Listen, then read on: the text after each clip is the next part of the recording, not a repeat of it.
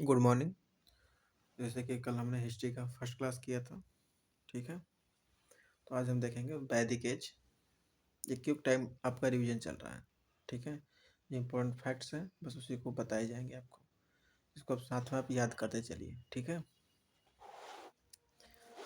और जब भी रिवीजन करना तो वीडियो से आप रिवीजन कर लें, वीडियो ज़्यादा लंबी नहीं रहेगी। तो आज वैदिक एज शुरू करते हैं हम। पहले जान लेते हैं कि वैदिक एज जो है हमारा था वेद से पहले, ठीक है। वैदिक एज पहले जान लेते हैं किसे बोलते क्या थे पहले हम। वैदिक सिविलाइजेशन, वैदिक सिविलाइजेशन, ठीक है। ये कितने भागों में बटा हुआ था? 2 भागों में बटा हुआ था, जिसमें से हम फर्स्ट जो था उसको क्या कहते थे? प्री वैदिक एज, प्री वैदिक एज। और सेकंड जो हमारा था उसे बोलते थे पोस्ट वैदिक एज, ठीक है। अब टाइम पीरियड जान लेते हैं। तो इसका टाइम पीरियड क्या था और इसका टाइम पीरियड क्या था? तो जो हमारा प्री वैदिक एज है, इसे हिंदी में बोलते हैं, देखिए इसे हिंदी में आप बोल सकते हैं पूर्व वैदिक काल, ऐसे बोल सकते हैं उत्तर वैदिक काल, ठीक है। आप प्री प्री वैदिक जो एज है इसी को आप ऋग वैदिक काल ही बोल सकते हैं, जिसका टाइम पीरियड था 1500 से 1000 BC। और इसका टाइम पीरियड था 1000 BC से लेके 600 BC। दीदी हम बोले कि वैदिक एज का टाइम पीरियड क्या था, तो इसे बोल सकते हैं हम 1500 BC से लेके 600 BC तक, ठीक है। चलिए अब नेक्स्ट देखते हैं। इतना हो गया आपका।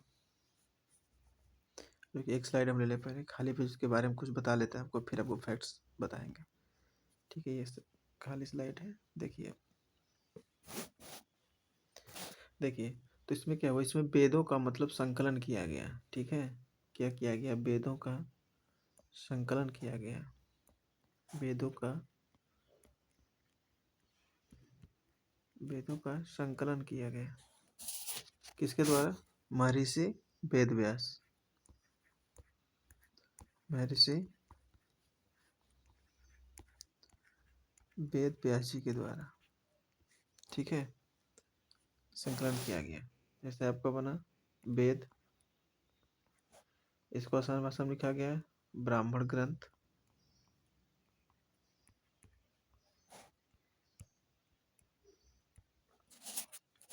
ब्राह्मण ग्रंथ के बाद अरण्यक,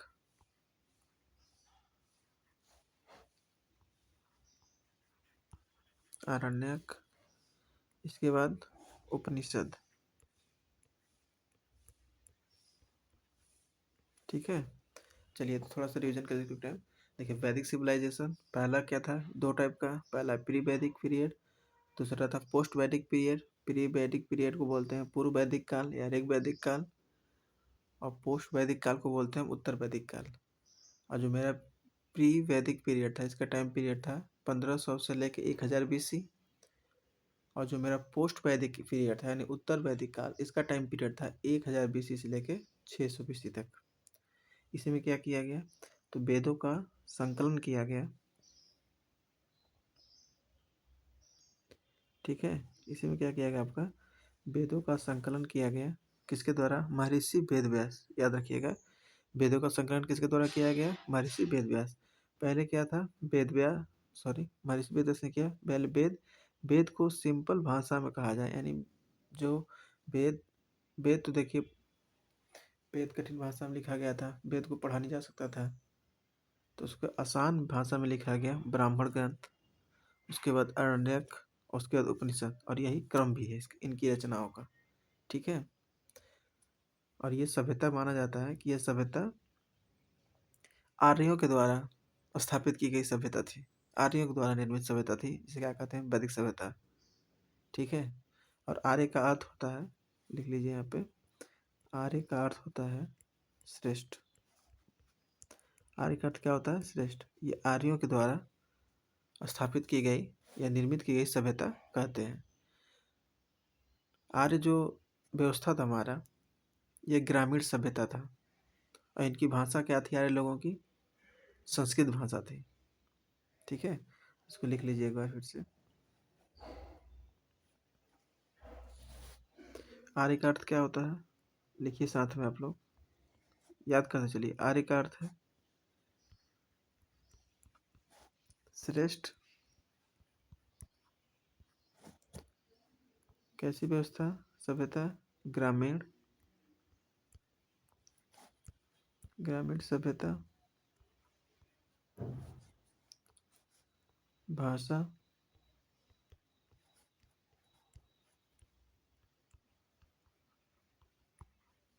संस्कृत। ठीक है, अब कुछ जान लेते हैं कि आर्यों का आगमन। चलिए तो इसको याद कर लीजिएगा। ठीक है, आर्यों का आगमन जो है, लिखे यहाँ पे हेडिंग, आर्यों का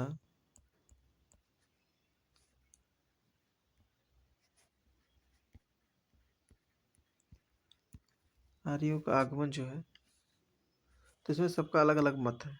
ठीक है, तो एक साइंटिस्ट है जिनका नाम था, साइंटिस्ट नहीं मतलब इतिहासकार थे। साइंटिस्ट क्या कहना है इसमें, विज्ञान थोड़ी ना एक साइंटिस्ट कहेंगे, मान लीजिए इतिहास। मैक्स मुलर का कहना था कि ये मध्य एशिया से आए हुए थे, सेंट्रल एशिया से। सेंट्रल एशिया से आए हुए थे, सेंट्रल एशिया जो हिंदुकुश पर्वत है वहाँ से आर्य लोग आए हुए थे। इसी में आपको बात किया जाता है दशराज युद्ध का। एक युद्ध हुआ था दशराज के बीच, इसमें क्या थे, जो भारतीय राजा थे, दशराज युद्ध, दशराज दशराज युद्ध। देखिए राइटिंग थोड़ी गंदी जा रही है, लेकिन हम बोल रहे हैं क्लियर, आप सुनिएगा। दशराज युद्ध। पूछिएगा कि सेंट्रल एशिया कॉन्सेप्ट किसने दिया था आर्यों का आगमन का, तो आप कहेंगे मैक्स मुलर। इसी में ही हुआ था दशराज युद्ध। इसमें देखिए 10 लिखा है ना, भारत के 10 राजा थे और इधर कौन थे, आर्य लोग। इधर भारत की ओर से 10 राजा लड़े दशराज युद्ध में, और आर्यों की तरफ से राजा सुदास, राजा का नाम था जो आर्यों के साइड से लड़े, उनका नाम था सुदास, दशराज युद्ध में। और आर्यों की जीत हुई, यानी राजा सुदास की जीत हुई। ठीक है, इसी समय वेदों का संकलन किया गया अपना। ठीक है, तो जो जो मेरा प्री वैदिक एज है, इसमें केवल ऋग्वेद का। जब वेद कितने प्रकार के होते हैं ये भी जान लीजिए, एक बॉक्स बनाइए इससे। चलिए पहले नंबर पे हमारा कौन सा वेद आएगा, ऋग्वेद।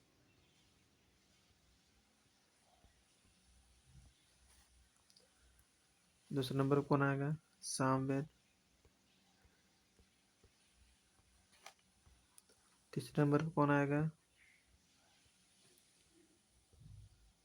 यजुर्वेद। और चौथे नंबर पर मेरा अथर्ववेद। ठीक है, तो यहाँ से आपका शुरू होता है। अब इसमें जो भी मतलब इंपॉर्टेंट लाइन है, चाहे ऋग्वेद में, सामवेद में, यजुर्वेद में, अथर्ववेद में, एक एक करके हम देख लेते हैं नोट्स के थ्रू। ठीक है, चलिए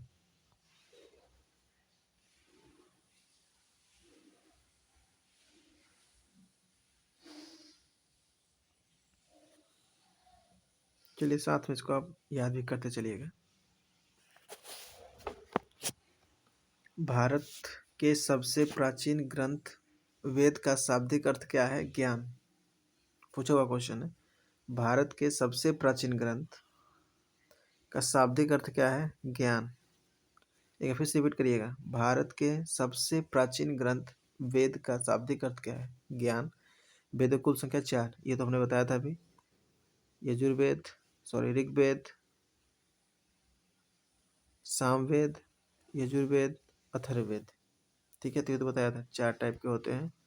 कौन कौन सा, ऋग्वेद, सामवेद, यजुर्वेद, अथर्ववेद। अब वेदों का अर्थ क्या होता है, शाब्दिक अर्थ ज्ञान। ठीक है, चलिए नेक्स्ट स्लाइड चलिए।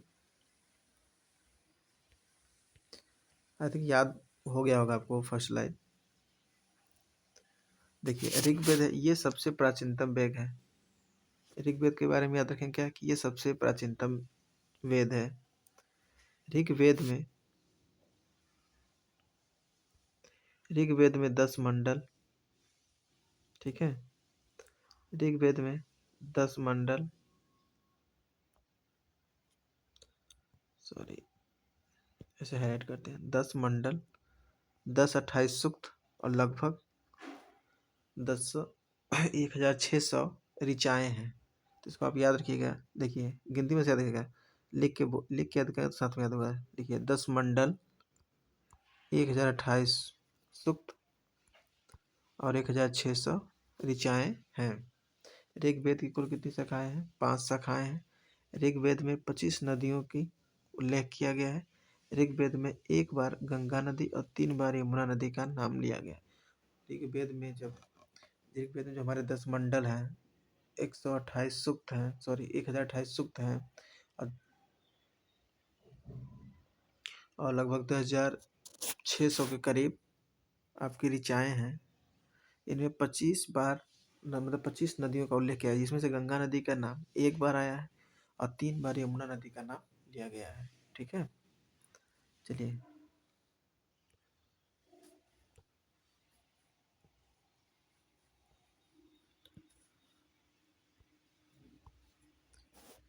गायत्री मंत्र जिसकी रचना ऋषि विश्वामित्र ने की थी, उसका उल्लेख ऋग्वेद में 3 मंडल में। यदि पूछे गायत्री मंत्र का जो उल्लेख है हमारा, रचना किसने की है? विश्वामित्र। गायत्री मंत्र की रचना विश्वामित्र, गायत्री मंत्र की रचना विश्वामित्र। उल्लेख किसमें? ऋग्वेद के 3 मंडल में। ऋग्वेद के 3 मंडल में गायत्री मंत्र का उल्लेख किसमें है बताइए? तो कहेंगे सर ऋग्वेद में। रचना किसने की थी? रचना किसने की थी? विश्वामित्र ने। देखिए इसको याद करते चलिए साथ में। अगर आपको रिविजन शॉर्ट टाइम रिविजन करना तो वीडियो देखिए फिर से रिविजन कर लीजिएगा। ठीक है, गायत्री मंत्र की रचना किसने की थी? विश्वामित्र ने। और किस मंडल में? 3 मंडल में। ठीक, चलिए ऋग्वेद के 7वें मंडल है, 3 मंडल में गायत्री मंत्र और 7वें मंडल में राजा सुदास, जो बताया था अभी ना, 10 जनों के बीच युद्ध हुआ था। इस युद्ध में सुदास कहाँ का राजा? आर्यों का जीत हुआ। यह पुष्करी नदी यानी कि रावी का पहले नाम क्या था? पुष्करी नदी के तट पर लड़ा गया। देखिए यहाँ पे 4 इंपॉर्टेंट फैक्ट है जिसको आप याद रखना। देखिए जो पूछेगा एग्जामिनर कि जो दशराज युद्ध हुआ था उसका उल्लेख किस मंडल में है? तो कहेंगे 7वें मंडल में। कितने राजाओं के बीच? तो राजा सुदास जो आर्यों का राजा है और 10 राजा जो भारत के थे, इनके बीच युद्ध होता है। दशराज का युद्ध किस नदी के तट पे? तो या तो आपको रावी नदी पूछेगा या तो पुष्करी नदी। रावी नदी का ही नाम क्या है? पुष्करी नदी। पहले कहा जाता था कि तट पर लड़ा गया। गायत्री मंत्र 7 याद करिए, 3 मंडल में। 7वें मंडल में दशराज युद्ध, राजा सुदास जो आर्यों का शासक था और 10 जनों के बीच युद्ध लड़ा गया। किस नदी के तट पे? रावी नदी के तट पे, या तो आपसे बोलेंगे पुष्करी नदी के तट पर। ठीक है, और देखिए यहीं पे याद कर लीजिए, जो देवता सोम का उल्लेख है वो कहाँ है? 9वें मंडल में। देवता सोम का उल्लेख 9वें मंडल में। देखिए आपका जो तीसरा मंडल था, इसमें क्या था? गायत्री मंत्र। गायत्री मंत्र रचनाकार कौन है? विश्वामित्र जी। 7वां जो है हमारा वो क्या है? दस राज, दशराज का युद्ध। ठीक है, और जो मेरा 10वां मंडल है, सॉरी 9वां मंडल जो हमारा, वो क्या उल्लेख करता है? देवता सोम के बारे में। ठीक है, देवता सोम। और जो नदी थी, नदी 25 नदियों के बारे में, तो 1 बार गंगा नदी और 3 बार यमुना नदी। बस रिवीजन हो गया आपका। जितना मैंने स्लाइड बताया उतना आपको क्विक रिवीजन करा दिया। चलिए नेक्स्ट चलिए।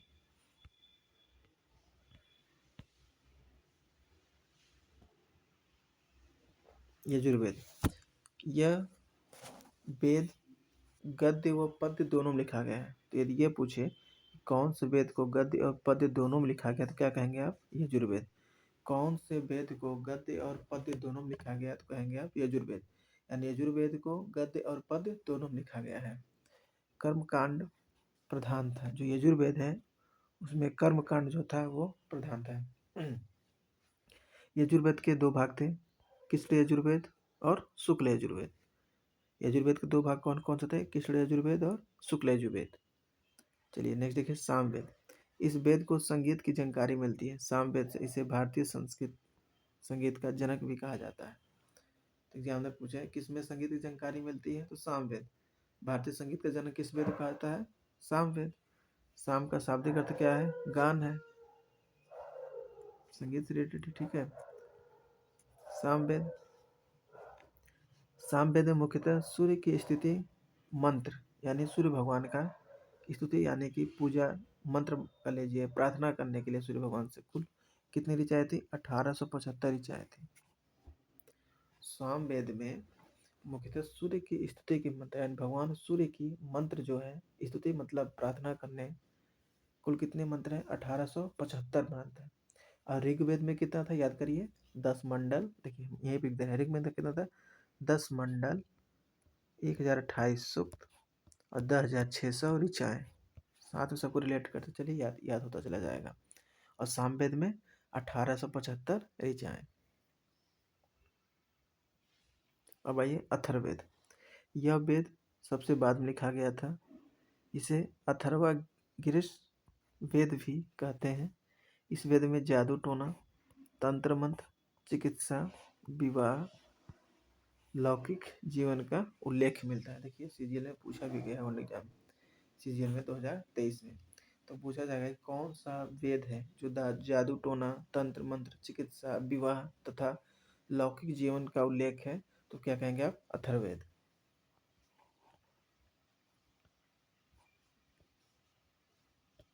अथर्ववेद को ब्रह्मवेद भी कहते हैं, ठीक है।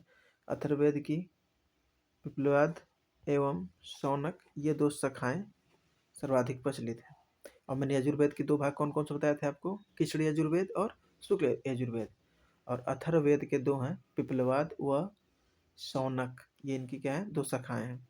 जो मेरा अथर्ववेद में बताया गया है कि सभा एवं समिति जो है वो प्रजापति की दो पुत्रियां हैं। तो अथर्ववेद में बताया गया है जो सभा एवं समिति हैं, ठीक है, ये क्या है? ये प्रजापति की दो पुत्रियां हैं। तो आई थिंक आपको पूरा याद हो गया होगा, ठीक है, जितने स्लाइड हमने बताया आपको। तो एक बार हम ऐसे क्विक रिविजन कर रहे हैं, बस सुनते रहिएगा आप लोग, हम बोलते चले जा रहे हैं बस। ठीक है, ऋग्वेद क्या था हमारा? ऋग्वेद हमारा सबसे प्राचीन वेद था। इसमें 10 मंडल, 1028 सूक्त और 10,600 ऋचाएं थी। ऋग्वेद की 5 शाखाएं हैं। ऋग्वेद में 25 नदियों का उल्लेख है। ऋग्वेद ऋग्वेद में 1 बार गंगा और 3 बार यमुना नदी के बारे में बताया गया है। गायत्री मंत्र जो कि किस मंडल में है? हमारे तीसरे मंडल में है। उसकी रचना किसने किया है? विश्वामित्र जी ने किया है। फिर 7वें मंडल में 10 राज्य युद्ध के बारे में, जहाँ से आर्यों के राजा सुदास और 10 जनों के बीच युद्ध हुआ था, जिसमें से राजा सुदास की जीत होती है। सबसे इम्पोर्टेंट चीज़ क्या था इसमें? किस नदी के तट पर हुआ था? तो किस नदी के तट पर हुआ था?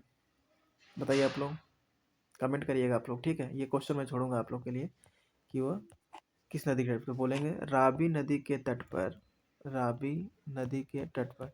लेकिन पहले का नाम इसका क्या था? इसका नाम था परुष्णी, ठीक है, इसका नाम था परुष्णी नदी। कौन सा वेद है जो दो भाष मतलब दो दो में लिखा गया है? गद्य और पद्य में लिखा गया है, यजुर्वेद। यजुर्वेद कर्मकांड प्रधान है, ठीक है। फिर आया सामवेद। अच्छा हाँ, यजुर्वेद के दो भाग थे, कृष्ण वेद या कृष्ण यजुर्वेद और शुक्ल यजुर्वेद।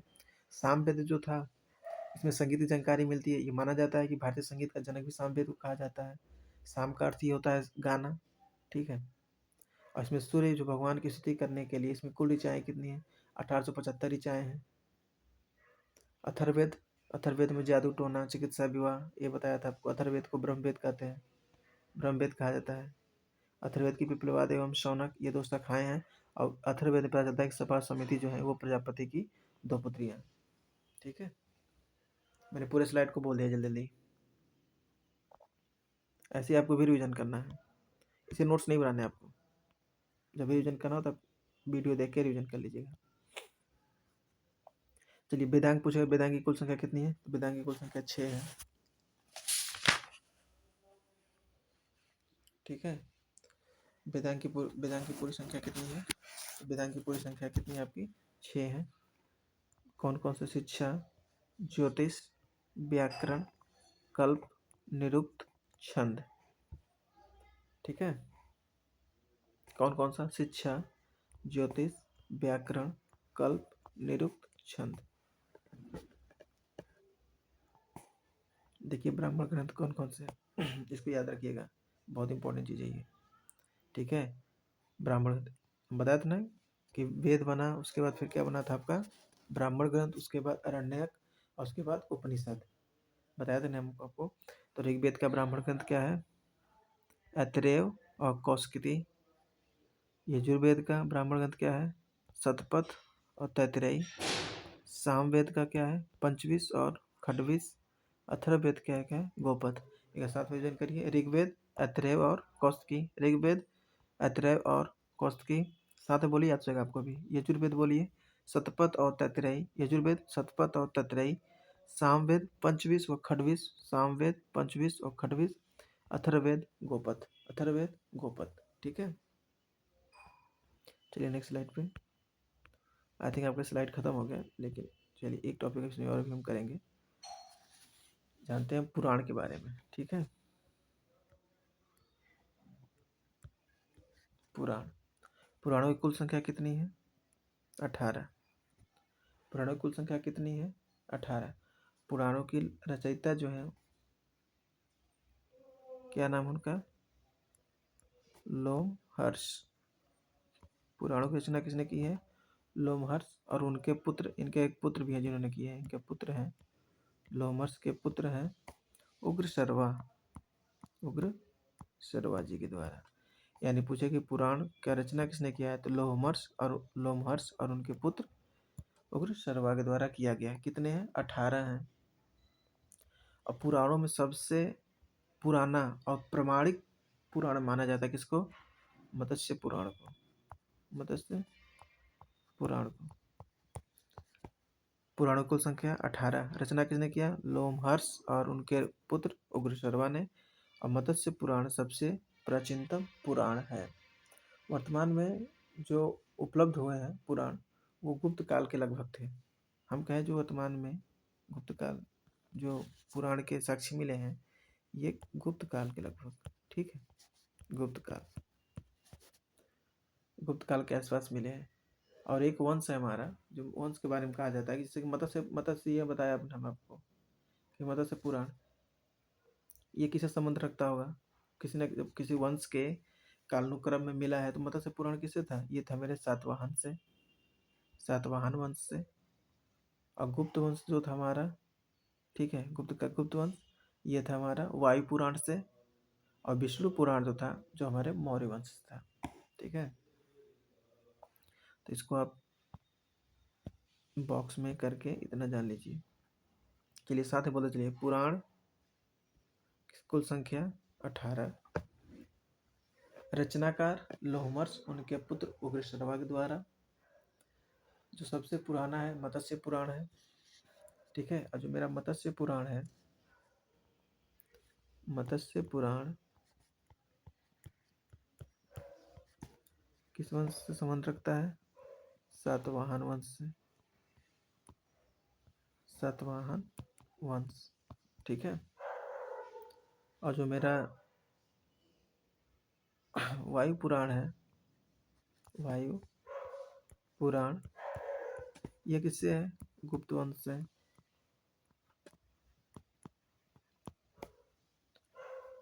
और जो है विष्णु पुराण,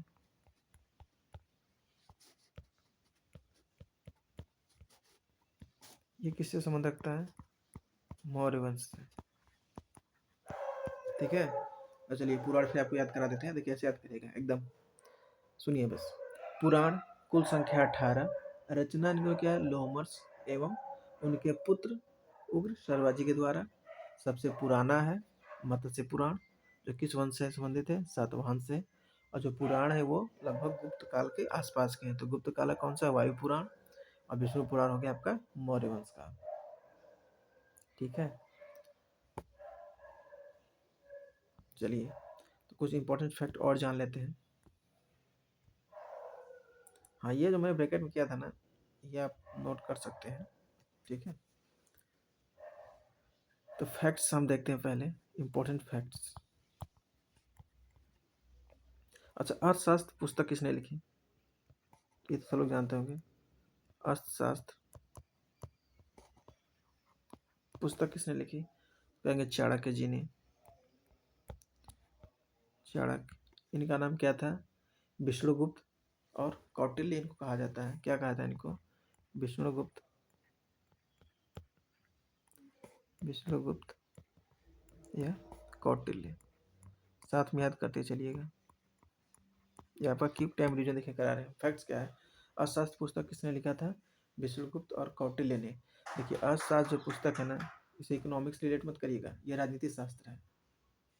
किसके द्वारा लिखा गया? चाणक्य जी के द्वारा, या कौटिल्य का दे एग्जाम, या विष्णुगुप्त नाम दे दे। जी, चंद्रगुप्त मौर्य के जो थे ये गुरु थे। मंत्री बोलिए, यही थे। सलाहकार इनके यही थे। चंद्रगुप्त मौर्य को, चंद्रगुप्त मौर्य इतना बड़ा सम्राट बनाने में सबसे बड़ा हाथ इन्हीं का रहा है। इनके गुरु भी कह लीजिए, सही है। ठीक है, तो ये क्या है? अर्थशास्त्र पुस्तक लिखी, अर्थशास्त्र ने इकोनॉमिक्स रिलेटेड नहीं, राजनीति शास्त्र रिलेटेड है। ठीक है, एक पुस्तक और है, राज तरंगिणी। जो बता रही उसको याद करते चलिए साथ में लेके। राज तरंगिणी, कल्हड़, एक बुक है अष्टाध्यायी,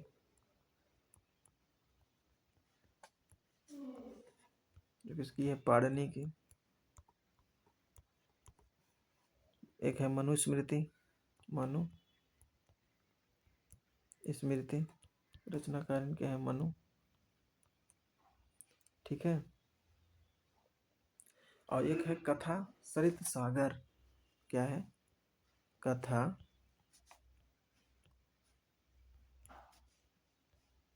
सरित सागर, इसके रचनाकार हैं सोमदेव। तो सोमदेव ऋग्वेद के किस मंडल में था? 9वें मंडल में, याद रखिएगा। ठीक है, ये जो मेरा कथा सरित सागर है, ये मूलतः संस्कृत भाषा में लिखा गया है। ठीक, चलिए एक इम्पोर्टेंट और बचा, जिसे आप जान लीजिए। तमिल भाषा में सबसे प्राचीनतम, तमिल भाषा में सबसे प्राचीनतम महाकाव्य, सबसे प्राचीनतम महाकाव्य कौन सा है? शिल्पादि, याद रखिए शिल्पादिकारम। ठीक है, शिल्पादिकारम। लगभग ये 5वीं-6वीं शताब्दी के लगभग ये लिखा गया होगा। ठीक है, 5वीं-6वीं शताब्दी ईस्वी के लगभग। तो ये आपका मैंने वेद पूरा करा दिया। देखिए वेद जानने तो बहुत कुछ है अभी, लेकिन जो आपके एग्जाम में ओरिएंटेड फैक्ट्स हैं, पूरे जितने भी इम्पोर्टेंट फैक्ट हैं, इम्पोर्टेंट फैक्ट जो भी हमारे, ये हम पूरे देख लिए इसमें। आप इसको मतलब एग्जाम के टाइम में, एग्जाम के 1 महीने पहले पूरा किताब नहीं पढ़ सकते, लेकिन इंपॉर्टेंट फैक्ट्स को आप देख सकते हैं। इस वीडियो को आप एक बार 2x स्पीड पे, 1.25x स्पीड पे करके देखिएगा, पूरा आपको समराइज हो जाएगा, पूरा आपको याद हो जाएगा। ठीक है, चलिए उम्मीद करते हैं आपको वीडियो काफ़ी अच्छी लगी होगी। ये आपकी पूरी स्लाइड है आज की, जो हमने करा है आपको। ठीक है, इसका आप रिविजन करते रहिएगा। तो ये हो गया मेरा वेद कंप्लीट। ये हो गया आपका वेद पूरी तरह से कंप्लीट। जितने इम्पोर्टेंट फैक्ट पढ़ने वाले थे, कुछ हमने बुक का नाम बताया, जैसे राज तरंगिणी, अर्थशास्त्र, अष्टाध्यायी, मनुस्मृति, कथा सरित सागर, ये सब इम्पोर्टेंट फैक्ट है जो भी हमने इसमें आपको हमने बता दिया। ठीक है, वेद के बारे में, वेद का संकलन, अभी वैदिक सभ्यता, तो अभी वैदिक सभ्यता भी एक वीडियो भी, 1 या 2 वीडियो वैदिक सभ्यता को लेकर आएंगे, अच्छे से बताएंगे। नदियों के नाम, जैसे रावी का पुराना नाम क्या था? पुरुषणी, सतलज का सतुद्री, झेलम का बीतस्ता, चिनाब का स्किनी, ब्यास को बिपाशा। ठीक है, ऐसे तो अलग अलग करके सब देखेंगे। अभी एकदम वैदिक सभ्यता सिविलाइजेशन जो है, जो हमारा 1500 से लेकर 600 है भाई, इसकी प्रशासन व्यवस्थाएं भी थी, जिनको 5 भागों में बांटा गया था। कुल, ग्राम, विष, जन, राष्ट्र, सारे बारे में चर्चा किया जाएगा, लेकिन एक सीक्वेंस में। ठीक है, चलिए, थैंक यू।